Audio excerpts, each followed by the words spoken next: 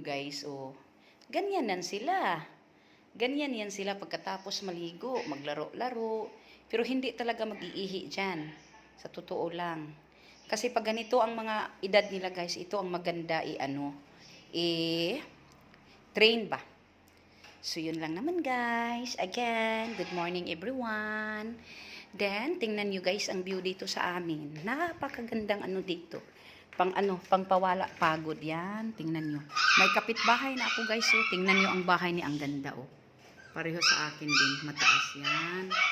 Sa harap yan ang bahay ko guys. At saka yun, makikita yung Pero yung sa terrace ko doon sa taas, yung rooftop ko, hindi ako nakapunta. Matagal na. Kasi po, makalimot ko.